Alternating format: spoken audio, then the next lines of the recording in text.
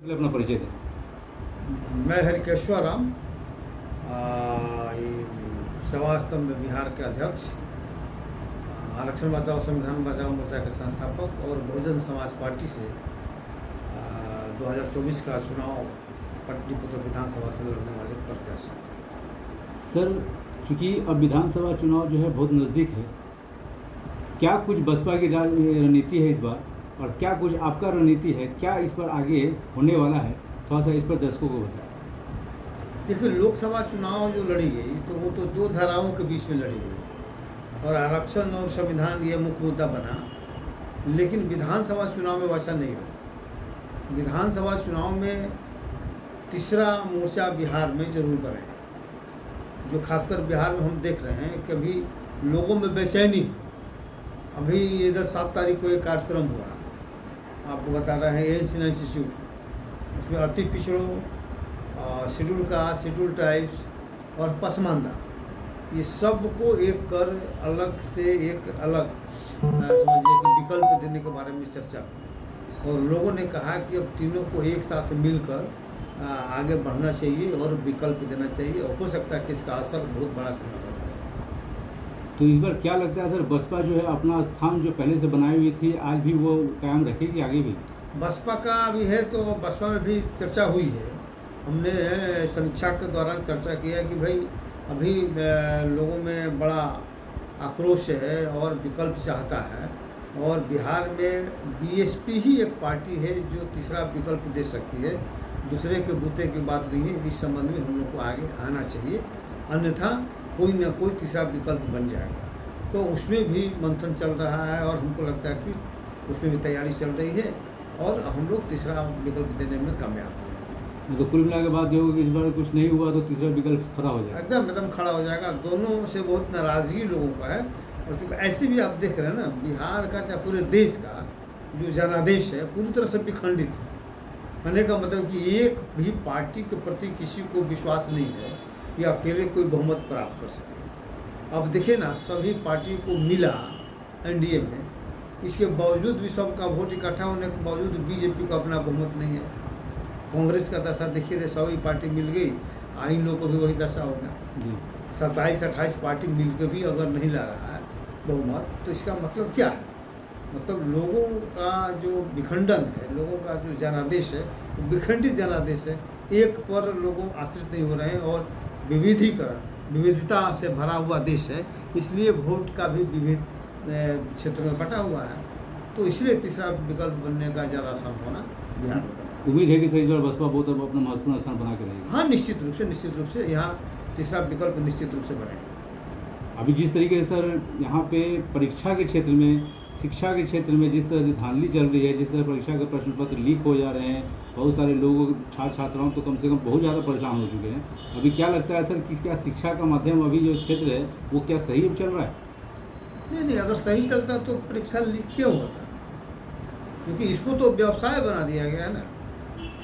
सबसे बड़ी बात है कि इसमें कुछ लोग लगे हुए हैं, सरकार का भी बदहस्त उसमें है। शिक्षा एक व्यवसाय है। हाँ, एकदम व्यवसाय के रूप में हो गया ना। जैसे डॉक्टर है, इंजीनियर बनना है तो पैसा दीजिए, अगर आप मेरिट नहीं है तो उसके आधार पर पैसा के बल पर लोग एडमिशन लेते हैं और सरकार ने व्यापार खोल दिया है। या तो कुछ डोनेशन वाला माले की व्यवस्था कर दिया, उससे भी नहीं हुआ तो पेपर लीक करके कुछ लोग उस तरह के धंधा माले की चला रहे हैं। आप देखिए नहीं अभी नेट यूजीसी में क्या हुआ, अंडर ग्रेजुएट वाला में कितने लोग पकड़ाए, चल रहा है। 720 में 720 नंबर लाने वालों की संख्या भी बहुत ज़्यादा हो गई और सरकार कह रही है कि नहीं हुआ। आप तो मानने के लिए तैयार है, अब तो मान रही है कि नहीं धांधली हुआ है। सुप्रीम कोर्ट ने यहाँ भी कहा कि अगर 0.0001% भी अगर इसमें गड़बड़ी हुई है तो उसको परीक्षा को रद्द करना चाहिए, लेकिन अभी तक परीक्षा रद्द नहीं हुआ है। ये बड़ा दुर्भाग्य है। तो शिक्षा का जो भविष्य है बिहार में अभी भी सर खराब चल रहा है। एकदम शुरू से ही गड़बड़ा गया है। जब से ये लालू जी आए हैं उसी समय से गड़बड़ाया है। लालू नीतीश जब से आए हैं ना, पहले भी तो गड़बड़ था ही, लेकिन पहले चूँकि सरकारी स्कूल था उसी से हम लोग आए, लेकिन बाद के दिनों में ऐसा हो गया कि सरकारी स्कूल से गरीब घर के बच्चे भी आने लगे थे, तो उनको रोकने के लिए सब तमाशा हुआ। यही तो हो रहा है। तो कुल मिलाकर कहा जाए तो मतलब शिक्षा का क्षेत्र जो माध्यम वो पूरी तरह से व्यवसाय बन चुका एकदम है। क्वालिटी नहीं, एकदम होता है ना कि यहाँ खिचड़ी स्कूल बना दिया गया है। यहाँ क्वालिटी से किसी को मतलब नहीं है, सिर्फ क्वांटिटी, मतलब साक्षरता मिशन बना दिया गया है शिक्षा का बिहार में। नतीजा हुआ कि यहाँ से भाग भाग कर दूसरी जगह लोग जा रहा है और वहीं से पढ़ के कुछ बन भी पा रहा है। बिहार में तो स्थिति एकदम दुर्गति मान ली कि लोग करके रख दिया है। यहाँ पर छात्राओं का भविष्य क्या है सर? यहाँ साक्षरता मिशन बना दिया उसको ना, खिचड़ी स्कूल बना दिया। साक्षरता बढ़ाने का मान लें कि स्कूल जो था उसी को सरकारी स्कूल को साक्षरता मिशन का स्कूल बना दिया। तो भविष्य क्या रहेगा सर? और भविष्य ये है कि अगर अपने बदौलत कोई आगे बढ़ेगा, अपना पैसा खर्च करेगा, बाहर जाएगा पढ़ेगा तो ही पढ़ेगा। प्राइवेट स्कूल में जो पढ़ना होगा पढ़ेगा, जो गरीब आदमी फिर जो है वहीं पर रह जाएगा। क्योंकि शिक्षा मंत्री तो सर है जो अभी है वो तो उस जाति के नहीं है, वो पिछले जाति से ही बिलोंग करते हैं। जाति से वो तो व्यवस्था से मतलब है ना, उसकी सी व्यवस्था में वो है। उनका कहना है कि नहीं शिक्षा का माध्यम पहले से बहुत सुधरा है। नहीं सुधरा है तो क्या सुधरा, सबसे बड़ी बात है ना कि सुधरा है तो स्कूल का जो स्टेटस क्या मान लीजिए कि हुआ है। क्या प्राइवेट स्कूल में जाना लोग बंद कर दिए हैं? क्या वहाँ से लौट कर सरकारी स्कूल में नाम लिखाना शुरू कर दिए हैं? तो क्या खिचड़ी स्कूल बंद हो गया है? क्या क्वालिटी का आपने एजुकेशन शुरू कर दिया है? कुछ नहीं है। ये मान लें कि अगर व्यवस्था चौपट है तो आप सुनील कुमार रहे चाहे कोई, उससे क्या अंतर पड़ता है?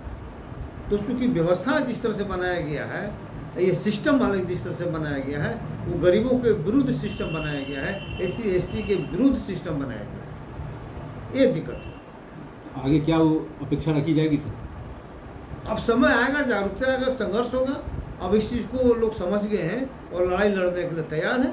तो हो सकता है कि धीरे धीरे इसमें सुधार हो। अगर नहीं सुधार होगा तो सरकार जाएगी। पूरा व्यवस्था परिवर्तन की लड़ाई हमको लगता है कि अब लोग करेगा। तो उम्मीद ये करता हूँ सर सरकार जाने के बाद शिक्षा की व्यवस्था सुधरेगी। एकदम सरकार, देखिए सरकार को बदलना जरूरी है। सरकार को बदलना जरूरी है। हाँ, सरकार को बदलना जरूरी है। ये कभी वो, ये पारा पारी आके दोनों काम एक ही तरह करता है, उसमें किसी तरह का कोई फर्क नहीं आता।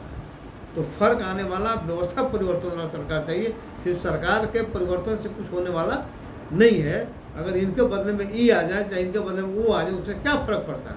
इसके पहले भी 17 महीना मान ले कि तेजस्वी जी थे, साथ थे ना, और फिर वो बीजेपी के साथ नीतीश जी सरकार बना रहे हैं, वो चला रहे हैं, तो उससे क्या फर्क पड़ता है? आप रहिए चाहे वो रहे, स्थिति तो एक ही है, कोई परिवर्तन तो हो नहीं रहा। लॉ एंड ऑर्डर भी खराब है, शिक्षा भी खराब है, बेरोजगारी अभी देखे ना पुल पुलिया का जो स्थिति है। जी, मैं उसी पे आने वाला था अभी। जी, पुल पुलिया को जो स्थिति है, जो इतना गिर रहा है, इसके पीछे सिर्फ यहाँ कि बिहार के लोग जो है ना, जो सरकार है, बिहार के जो मानसिकता मानेंगे, ये क्वालिटी का नहीं है। इनको क्वांटिटी चाहिए, क्वांटिटी चाहिए। और यहाँ टेंडर का जो प्रोसेस बनाए हुए बिहार में कहता है कि जो सबसे कम में खर्चा में काम करेगा हम उसी को काम देंगे। और फ्री छोड़ दिया कि भाई तुम 100 रुपये के काम में वो है, तुम कितना में करेगा। कोई अगर कहता है कि हम 25 रुपये में करेंगे 100 रुपये का, तो उसको काम दे रहा है। बताइए, तो क्वालिटी पर असर होगा, पुल गिरेगा नहीं तो क्या होगा? एक लाइन की बात ये सर मैं पूछना चाह रहा हूँ आपसे। हाँ, पुल ही क्यों गिर रहा है सर? इतना पुल क्यों गिर रहा है? गिरता तो एक गिरता, दो गिरता। हाँ। ये लगातार जितना पुल बन रहा है सब गिरते जा रहा है। क्वालिटी नहीं है उसमें, क्वालिटी की कमी हो गई। आपने टेंडर मान लिया, क्वालिटी के को बरकरार रखने के लिए आप टेंडर निकाला ही नहीं। आपने कहा कि कम से कम खर्चा करके हम तुम बना दो, क्वालिटी गया भाड़ में। ये मान ली की स्थिति हो रहा है। क्वालिटी को पहले आप बताते हैं कि हम लोग जब थे नौकरी में, चाहे उसको पहले भी एक होता था कि भाई 10% बिलो से कम रेट कोई डालेगा तो उसकी मान्यता नहीं दी जाएगी। ठीक है, मतलब कहने का मतलब कि ऐसा नहीं कि कोई आपको टेंडर में रेट देने के लिए कहे, आप कहिए कि हम 100 रुपये का काम 25 रुपये में करते। कहाँ से उसको 25 रुपये में कर देगा वो काम? जरूर कुछ गड़बड़ करेगा, क्वालिटी के साथ मान लो कि छेड़छाड़ होगा, क्वालिटी के साथ बेईमानी होगा। पहले था कि नहीं, मैक्सिमम तुम 100 रुपये काम में अगर 90 रुपये तक करोगे तो मान्य है। 90 रुपये से कम अगर तुम कहेगा तो माना जाएगा, तो क्वालिटी खराब करेगा, तुमको काम नहीं दिया जाएगा। अब वो तो फ्री कर दिया गया ना। तो मुख्य वजह यह है कि क्वालिटी को बिगाड़ दिया गया। क्वालिटी से किसी को मतलब नहीं है। आज जो भी है अपने आप को बहादुर साबित करने के लिए कि हम बहुत बड़ा टेका है, सरकार का पैसा बचा रहा है, तो उसी में कटौती करते जा रहा है। कुल मिला के सरकार जिम्मेवार है। एकदम सरकार जिम्मेवार है।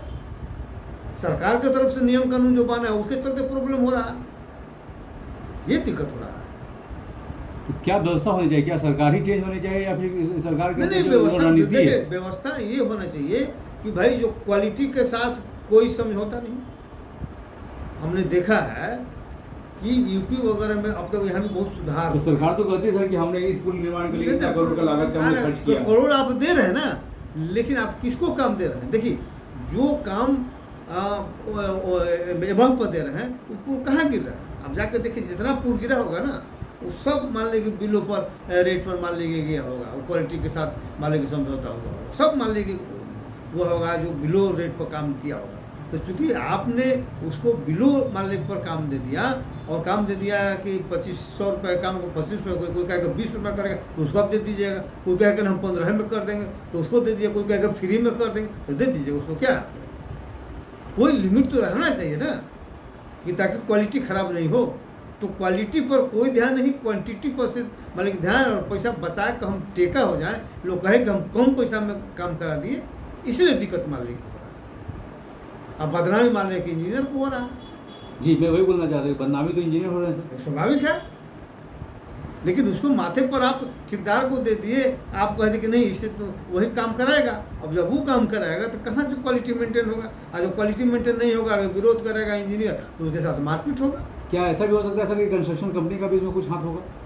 नहीं ना, कंस्ट्रक्शन कंपनी तो देखिए, जो बड़ी बड़ी कंपनियां हैं उसको बड़ी बड़ी कंपनियों का पुल कम गिरता है, इसलिए वो क्वालिटी मेंटेन करता है, वो समझौता नहीं करता, वो रेट के साथ भी समझौता नहीं करता, वो अच्छा रेट देगा। कहा कि नहीं, हम वही रेट देंगे जो हम काम बढ़िया ढंग से करा सके, क्वालिटी को मेंटेन कर सके, और कुछ हमारा भी आमदनी, कुछ पैसा भी बचत हो सके। लेकिन जो छोटी छोटी कंपनी नाम के लिए जो रजिस्ट्रेशन कराते हैं उसका कोई क्वालिटी से मतलब नहीं रहता, चाहते किसी तरह हमको काम मिल जाए, हम हमारा एंट्री हो जाए, है कि नहीं, और उसी में हम काम क्वालिटी ख़राब करके अब कुछ पैसा हम कमा लें।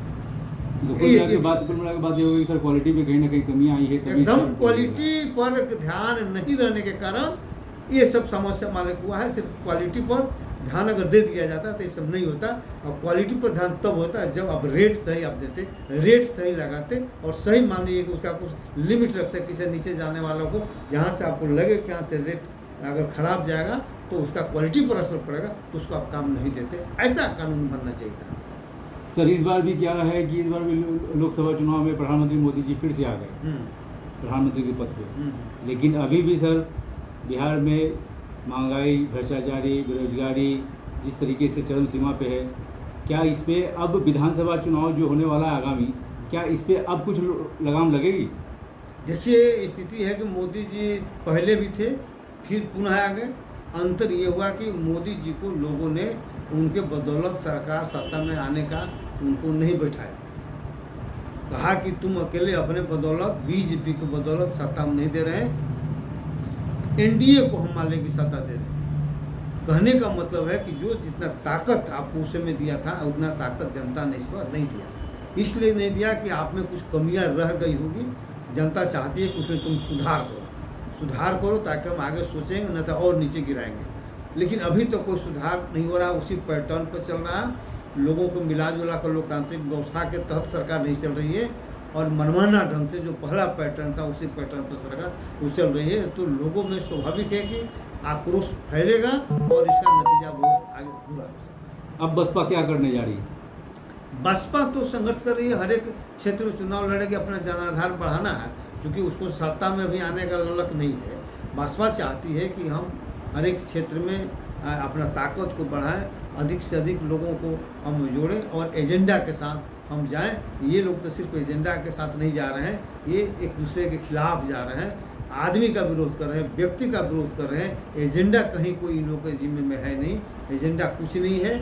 ना महंगाई पर इनका ध्यान है, ना गरीबी को हटाने पर ध्यान है, ना ये संविधान को रक्षा करने पर ध्यान है, नहीं मान लें कि सोशल जस्टिस पर इनका ध्यान है। सारा ध्यान एक दूसरे को नीचा दिखाने पर है, और उसी के बदौलत माहौल को बदल के चुनाव में सत्ता में जीतने का है। लेकिन बसपा चाहती है कि हम अपने बदौलत, एजेंडा के बदौलत, सोशल जस्टिस के बदौलत और धर्मनिरपेक्षता के बदौलत हम आगे बढ़ें और लोगों का विश्वास प्राप्त करें। तो लोगों का विश्वास हो जाएगा तो हम सत्ता में आएंगे, सब कुछ देख लेंगे। बसपा की तो बात हो गई, अगर व्यक्तिगत पूछा जाए, हरिकेश्वर राम जी क्या चाहते हैं?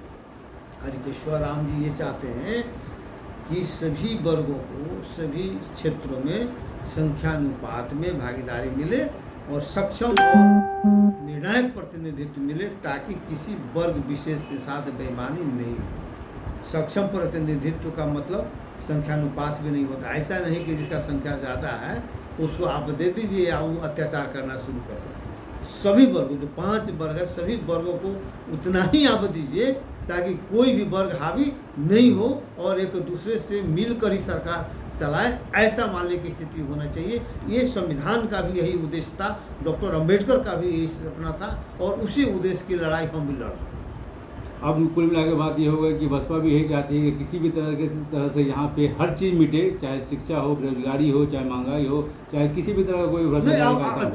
जैसे ही ये संख्यानुपात में मान लीजिए पर्याप्त प्रतिनिधित्व तो निर्णायक प्रतिनिधित्व सबको मिलने लगेगा, तो किसी के प्रति कोई बेईमानी जब नहीं होगा तो स्वाभाविक है कि निश्चित रूप से बहुत अच्छा ढंग से सरकार मान लीजिए चलेगा। उस महंगाई पर भी मान लीजिए ध्यान दिया जाएगा और लोगों को हड़पने का अभी जीएसटी में क्या हो रहा है, जीएसटी में गरीब से गरीब लोगों से पैसा, नमक से तेल से लेके सब चीज़ में पैसा लिया जा रहा है। बिल्कुल उसको क्या जरूरत है अभी भाई? तो जो अमीर लोग हैं जो देने की स्थिति में, उनसे आप मान लें कि आप लेते, गरीब लोगों को उसमें छूट देते, तो हम लोग तो आएंगे चाहेंगे कि भाई गरीबों को छूट मिले।